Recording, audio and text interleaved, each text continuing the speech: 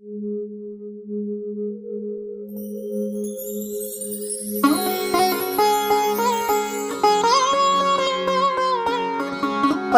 भाव में यदि शुभ और अशुभ हो तो कैसा होगा।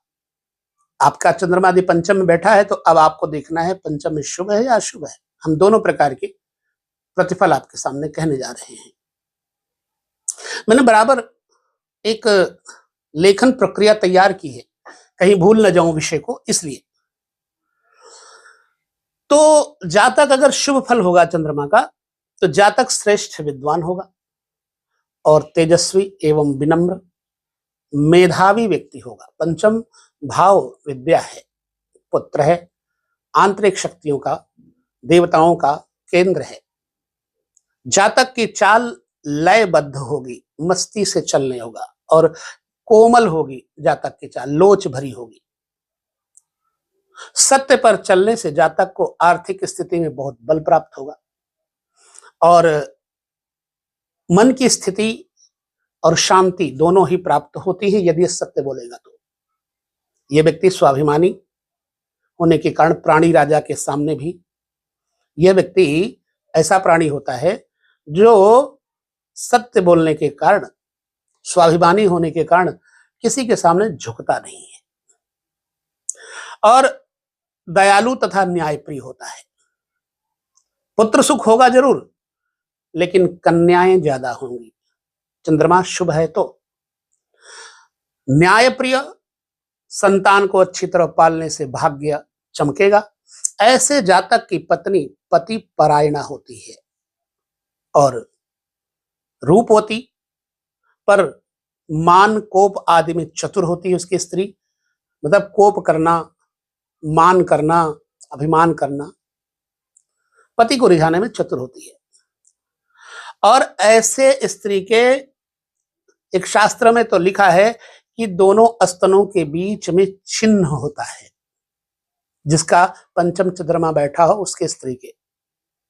अब आप देखिएगा, बताइएगा, भूमि, व्यापार और भी दूसरे कई प्रकार से धन लाभ इस व्यक्ति को मिलते हैं।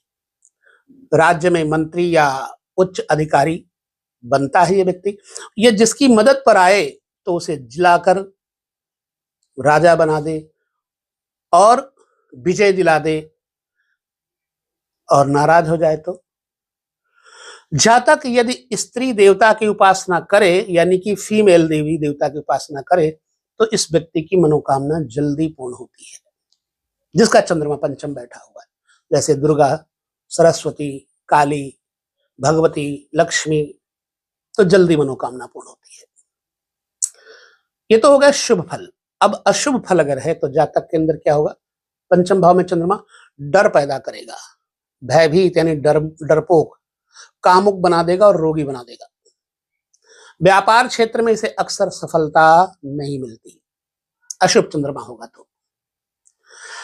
उसे पोते का मुख देखना भी नसीब नहीं होता और अक्सर सफलता में बड़ी अड़चने आएंगी। अपने दुखों को दूसरों के आगे रोने से इस व्यक्ति की परेशानियां और बढ़ेंगी। लालची और स्वार्थी होने पर जीवन में दुख और अशांति उत्पन्न होगी। ये चंद्रमा का अशुभ प्रभाव पंचम में बताया मैंने। अब चंद्रमा का छठे भाव में शुभ और अशुभ दोनों प्रभाव देखना है। ध्यानपूर्वक पूरा वीडियो देखिएगा। बहुत मेहनत करनी पड़ती है, तब आपके सामने मैं पेश करता हूं, कुछ भी प्रस्तुत करता हूं, और वही बोलूंगा जो स्पष्ट है, जो कहीं ना कहीं से सूत्र है। बाकी आपको जो कहना है आप कह सकते हैं वीडियो में, लेकिन मुझे जो कहना है वो कहूंगा, चुप नहीं रहूंगा। चंद्रमा छठे घर में अगर बलवान हो, शुभ हो, तो जातक का जीवन सुख का स्वामी बनाएगा।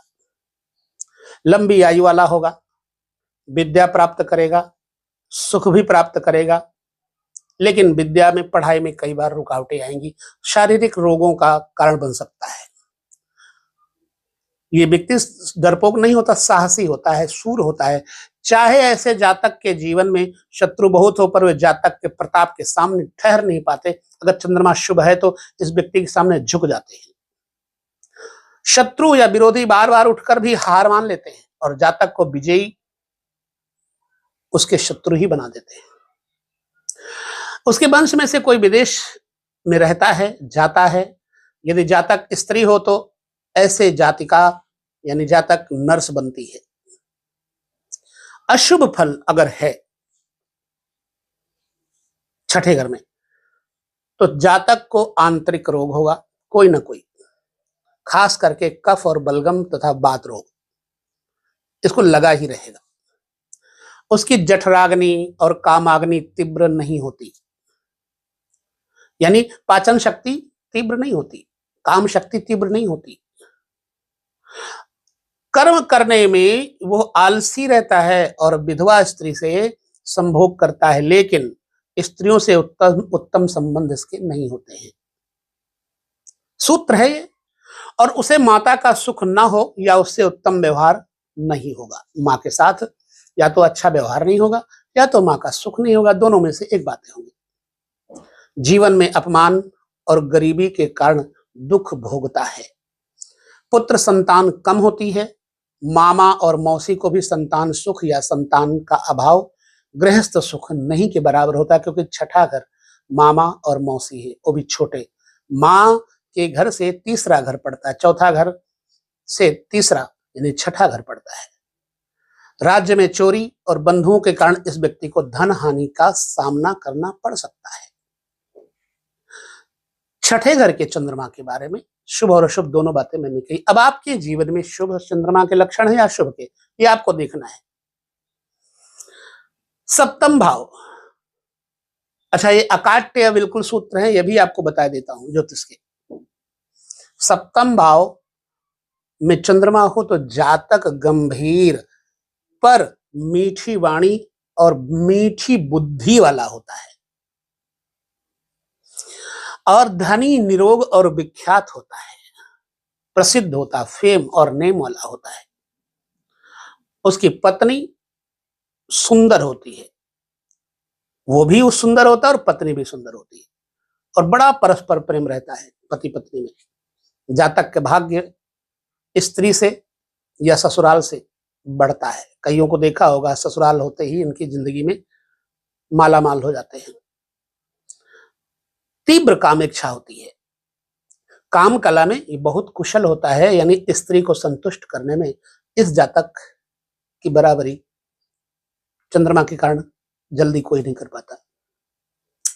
काम शास्त्र में निपुण, नारियों को संतुष्ट करने वाला, ऐसा जातक वास्तव में इसी के बस में होता है। अक्सर स्त्रियों के या अपनी पत्नी के वशीभूत रहता है। विवाह से पहले ही जातक अपनी पढ़ाई पूरी कर लेगा, वरना शादी होने पर विद्या रुक जाएगी। जातक स्थल के व्यापार से या विदेश से धन कमाता है। स्थल के व्यापार या विदेश से धन कमाता है, जल से नहीं, स्थल से।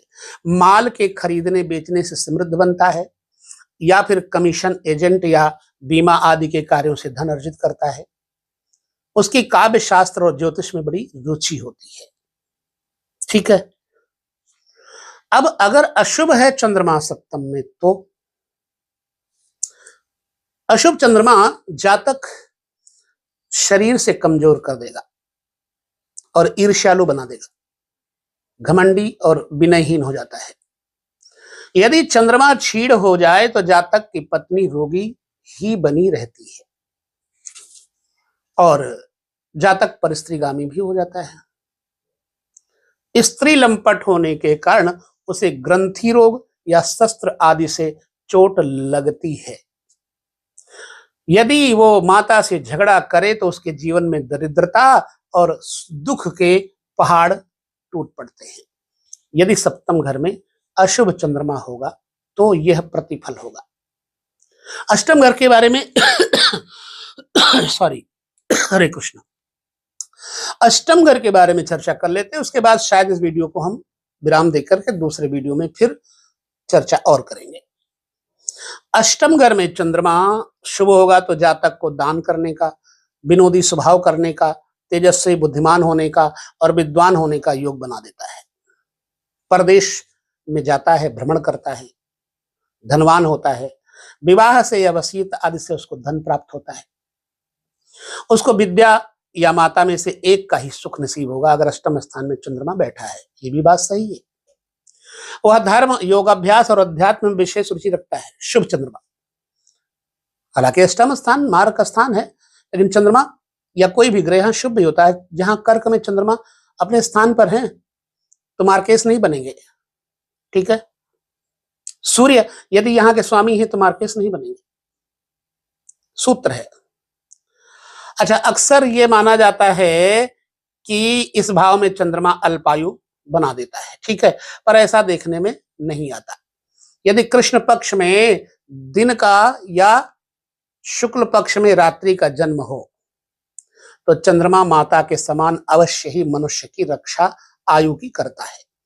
इसी प्रकार चंद्रमा यदि वृष, कर्क आदि राशि में होकर बली हो तो दीर्घायु बनाता है। इसलिए आयु निश्चय करते समय आमतौर पर काफी सावधानी की जरूरत पड़ती है। सो मैं ज्योतिषियों से यही कहूंगा कि यहाँ यह योग जरूर देख लेना चाहिए। चंद्रमा यदि अशुभ है, यहां पर कई तरह के रोगों से जातक को परेशानी आएगी। अरुचि, मंदाग्नि, प्रमेह, धातु, बात रोग, रक्त विकार, ब्लड प्रेशर, इनसे कष्ट इसको रहता है। इसलिए इसके घर में वैद्यों और डॉक्टरों का आना जाना बराबर बना रहता है। इसे जल से भय रहता है चंद्रमा अगर अष्टम में है तो, और वृद्धों के चरण छूकर आशीष ले अगर ये व्यक्ति तो इन कष्टों से बचता रहेगा। ये अस्थिर बुद्धि वाला, अस्थिर, अनस्टेबल बुद्धि वाला होता है। एक जैसी इसकी गतिमति नहीं होती। दीन और चिंतित, प्रगल्भ, दुर्बल शरीर, पापी और निर्धन होता है यह व्यक्ति। अगर ये अशुभ है तो राज्य चोरी से धन हानि होती है, और इसके घर की गुप्त बातें नौकर चाकर अक्सर बाहर निकाल देते हैं, जिसके कारण इसकी बदनामी भी होती है। बताएं, अब 9th भाव में चंद्रमा शुभ और अशुभ क्या परिणाम देगा उस पर चर्चा कर लेते हैं, ठीक है। मैंने बिल्कुल चार्ट रेडी किया हुआ, चार्ट के माध्यम से स्क्रिप्ट रेडी किया हुआ है ताकि आपको बताने में, समझाने में कोई प्रॉब्लम ना हो और आप उस सूत्रों को पकड़ भी सकें। कभी भी याद रखिए, जब भी किसी को कुछ बताएं तो सच बताएं, जो लिखा है पुराण में वैसा बताएं, ज्योतिष पुराण है। तो उन सूत्रों को और अनुभवों को लेकर के हम एक संग्रह रेडी करते हैं, वो आपके सामने प्रस्तुत करते हैं ताकि आपको और ज्यादा लाभ मिले। चलिए 9th हाउस में आइए, 9th हाउस में चार्ट को उठाइए, देखिए चंद्रमा अगर बैठा है तो कैसा प्रतिफल देगा। ठीक, 9th हाउस में जातक का चंद्रमा अगर बैठा है तो शारीरिक सुख, भाग्यशाली, धीर, वीर, दान, यश, कीर्ति, सज्जनता इत्यादि तो देगा ही, और जातक को निष्पाप भी बनाएगा। धर्म कर्म में रुचि वाला जातक ये प्राणी धार्मिक ग्रंथों का अध्याय और तीर्थ यात्राओं का शौकीन होगा।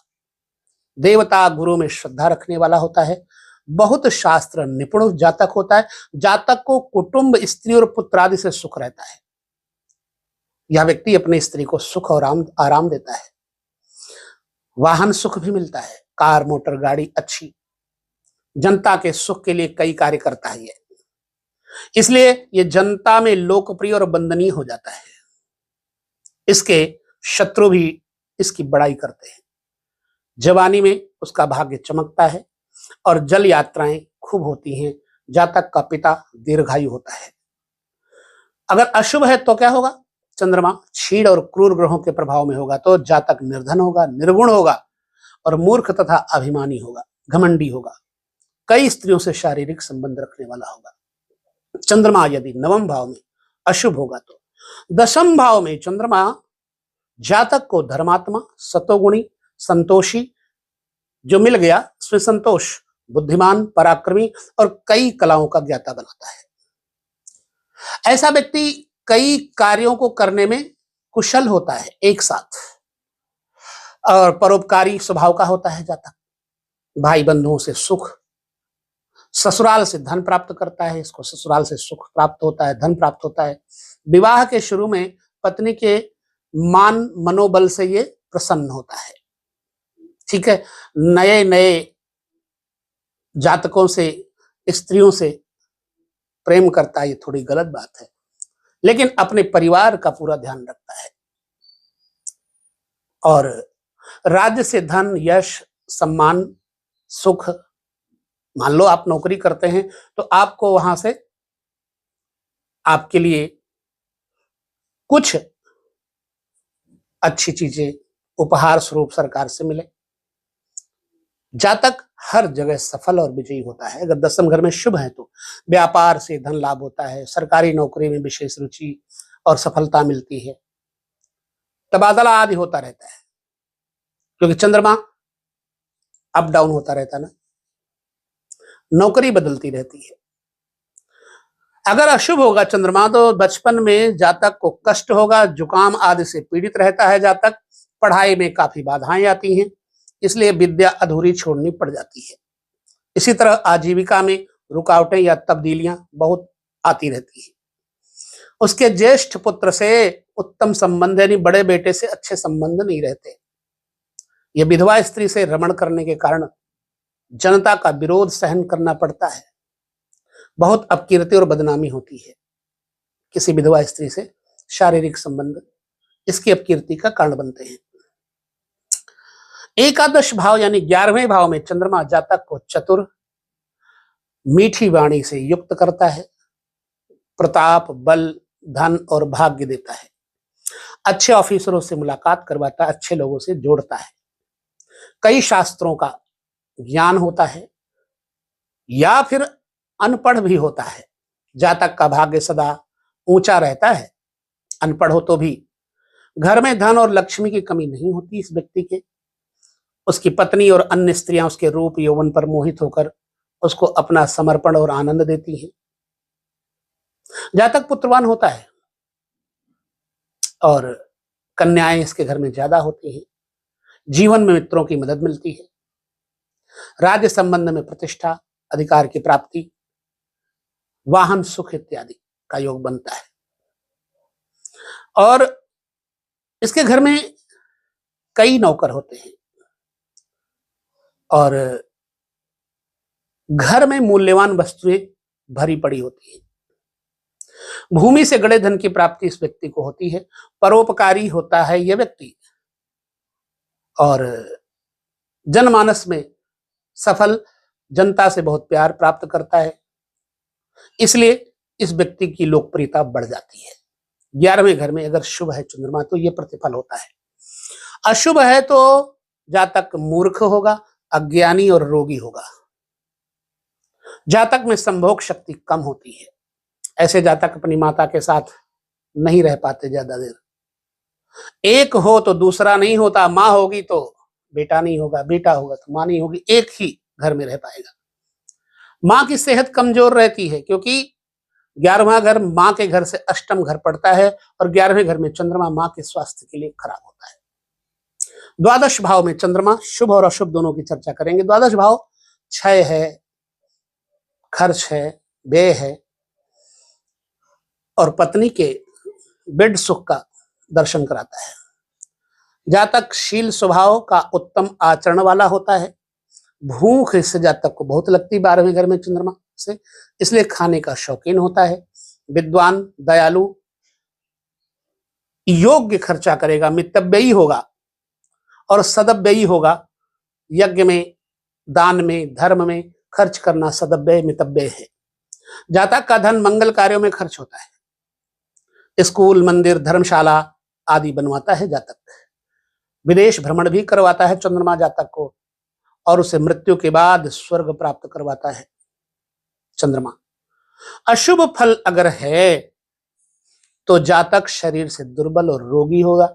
जातक क्रोधी और क्रूर स्वभाव का हिंसक होगा, आलसी और व्याकुल होगा, नेत्र विकार या दृष्टि कमजोर रहती है और उसकी मनोकामना अधूरी रहती है।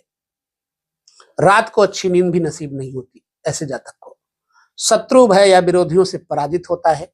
ऐसा जातक अकारण भी दुखी रहता है, बेमतलब में दुख होने का स्वभाव होता है और शत्रु या विरोधियों से यह व्यक्ति पराजित होता है, हार जाता है। ऐसा जातक अकारण भी दुखी रहना चाहता भी है, हाय मैं क्या करूं, हाय मैं ये करूं। स्वयं अपने मन को जलाकर वो अपने आसपास सभी अपने निजी जनों को, संबंधियों को भी दुखी करता रहता है। चाचा, मामा व स्त्रियों से भी जातक का प्रेम कम ही होता है। पति पत्नी में अकारण वियोग और विरोध की कंडीशन आती है। तो ये रहा चंद्रमा का शुभ और अशुभ दोनों 12वें घर का फल। वीडियो में कैसा आपको फील हुआ, आपके जीवन में ऐसा कुछ है तो भी जरूर बताएं। ये हमारा संकलन आपको कैसा लगा। इसी के साथ हम लेंगे विदा। अगले वीडियो में मंगल के साथ मिलेंगे, शुभ और अशुभ की चर्चा 12 भाव के करेंगे। तब तक आपका अपना मंतव्य हमें अवश्य दें। आपका मंतव्य हमारे लिए सर्वश्रेष्ठ होगा, सर्वमान्य होगा, क्योंकि आप हैं तो हम हैं और हम आप एक ही हैं, दो नहीं हैं। बस नमस्कार, जय श्री कृष्ण, प्रणाम।